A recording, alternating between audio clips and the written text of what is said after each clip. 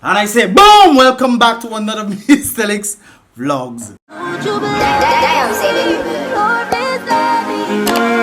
to our Mystelics vlogs.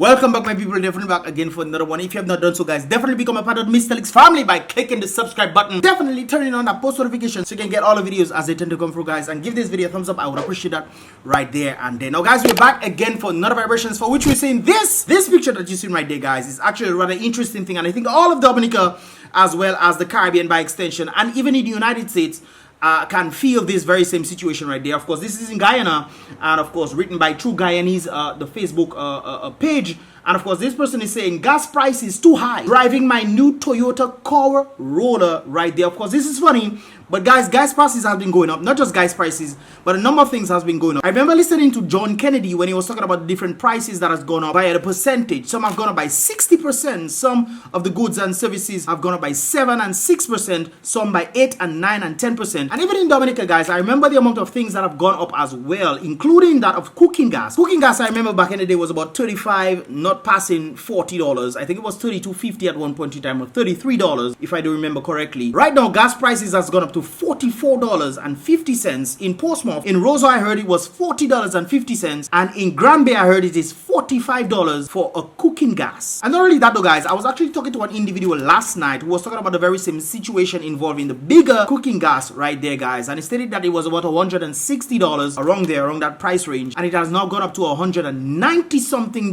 and changed yesterday, I was told, according to him, and might be over $200 for one of the large cooking gas right there. That is something else, brothers and sisters, when it comes down to the changing of things. But we need to be mindful as to why is this happening right there. They stated once it affects America, it'll definitely trickle down. I've heard the saying that once America sneezes, other countries catch the cold, and it seems like that is happening. I'm not too sure exactly of the gas prices themselves when it comes down to vehicles, but I believe that that will also increase in due time. So it is important to be mindful of this, guys. And what can we do? The question here is, guys, as prices are going up, what can you do to safeguard yourself from falling short in this category right there, guys? Let me know your thoughts in the comment box below right there. Now, guys, I'm not sure if you remember when the DJ, I think it's DJ MJ, was giving his viewpoint on Dominica and talking about the very same situations that seem to be bothering him as an entertainer. And of course, he was pretty much crying about the whole situation and feeling sad, not just for himself and the entertainers, but for Dominica by extension. And of course, the Prime Minister, it seems, met up with them. And this is the picture right there where they actually at Fort Young, I was told. And of course, the number of DJs across Dominica actually met up. As you can see right there, guys, I'm making it bigger so that you guys can actually see right there. So these individuals met up to have a meeting with the Prime Minister, and I'm not exactly sure what took place when it comes down to the results of this, but I'm pretty sure it's on the basis of we will try to work something out for you guys, as they've always been telling individuals from the very get-go of time. So we'll see exactly what that actually means as time goes by. But they actually had a meeting in Fort Young last night, I was told, last night or on Sunday over the weekend, and of course they met up to have a discussion with the Prime Minister in this regard right there. So I guess as time goes by, we'll definitely see what takes place. You know what else, guys? There's this, and this was pretty much written by the president, I believe the president of the Truckers Association, and of course it reads, the meeting overall intent was good, and if things goes better for the new committee, which pretty much means that there is a new committee that was established during that meeting, but apparently stating if things go better for the new committee than the last that was set up, and the implementation of what they discussed, I guess, goes through quickly, well, it'll be great news for our future. I was pretty much dissatisfied with not getting a concrete response to our president, to a persistent problem with employment, since it's way over time we are fighting. But the Prime Minister does indicate, or did indicate, that he has heard our cries, and that in relation to the truckers' immediate problem that we are having. It is pretty interesting that he's stating that he's dissatisfied with the response of the Prime Minister, but he's saying that the Prime Minister said that they heard their cries. That doesn't say much at all. Anyways, continuing right there, guys, the Prime Minister pretty much indicated to them that he heard their cries, and of course in relation to the truckers' immediate problem that they are having, and of course stated to them that he will look into it and ask for or requested a copy of the commitment letter that Jack Garakan received from the truckers right there. And of course he asked to send him the rates that they are proposing to Jack Garakan. He also asserted his dominance. The Prime Minister is pretty much asserting his dominance to instill the confidence by indicating he don't go into fights, but he is not afraid of no fight or any fight, even the United States. I am not quite sure if I understand it, nor Jack. So he's pretty much telling them, or trying to insert his dominance that Jack cannot just come and do whatever he wants. He's the prime minister and can do things for them. But it's rather interesting that he's stating this right there, but he has not done this for the past 20 years that the truckers have been complaining. Yet still he's letting Jack come in so often to do things in Dominica, and of course none of the truckers were put into this kind of situation. And to my knowledge, guys, I don't think any of the truckers in Dominica, the local truckers, were invited to help dredge the rivers. I could be wrong, but I don't think I recognize or remember anything like this. So why is he asserting his dominance, but at the same time there has not been any sort of dominance over the years, even though the truckers have been complaining over the years? It is very interesting. Anyway, somebody stated this very thing right there, stating the Truckers Association president seems to be so confused. He seems to be a walking contradiction right there, because he's saying one thing, that the prime minister is asserting his dominance, but on the other hand he's saying that they're not getting much, or he's not happy with the response that the prime minister gave when it comes on to the concrete response from the prime minister. So it's kind of like a too short, too flam kind of thing right there. Anyways, guys, continuing right there, we pretty much see that another individual stated this very thing right there. SKERRIT is the best. The prime minister of Dominica is the best. So how are you going to sit with the local truckers and international truckers to discuss matters of rates when rate is not the concern of the truckers, it seems? The people want work. You want to discuss rate.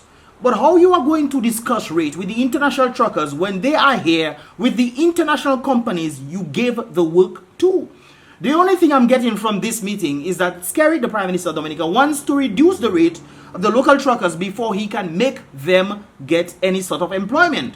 Let me see them local truckers' next move. That is what the individual stated right there. We want to see the next move of them. Will the Prime Minister break your hand by trying to assert his dominance, or will you break the Prime Minister's hands and tell him, no, we are the ones who put you there and you should do things for us? Guys, what are your thoughts on the whole situation right there? But there's also this thing that we're seeing as well, guys. Congratulations, guys. Citizens of the Commonwealth of Dominica can now access visa-free travel to China right there. And of course, this is on the Prime Minister's very thing. I think it's Facebook.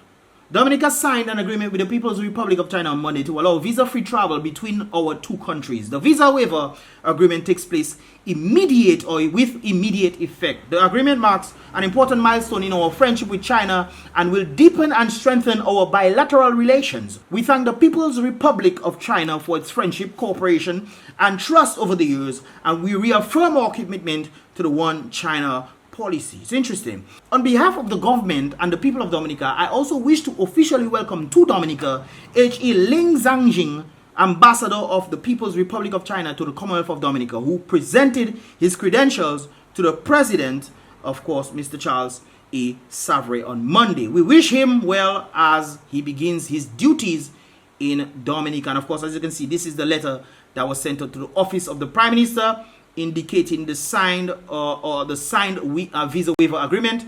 And of course, you can pretty much read it right there, guys, pretty much indicating what exactly that it is. So you guys can pretty much check it out in this regard right there. However, guys, I would like to pretty much point out something that I also would like to say on this. I think this is a wonderful agreement to have when it comes down to traveling or more places to travel. But the question here I must ask, guys, who will benefit more from this? Will the Chinese benefit more from this, or will Dominicans benefit more from this? Especially when it comes down to the friendship level. I think Dominica has more of a friendship acceptance to the Chinese versus China having more of acceptance to black people in China, based off my understanding of how things are going down there. But when it comes down to who will benefit more from this, I think more the Chinese will benefit, since they have the kind of funds that will be able to travel from China to Dominica, bringing more Chinese into Dominica to then do more business and then buy passports and so forth to become citizens. And most likely we might end up having more Chinese in Dominica. This is my own point of view on this, seeing that Dominicans are less likely to travel to China due to the expense of traveling, versus the Chinese people coming to Dominica, spending the expense to come to Dominica and then developing whatever business that they want to develop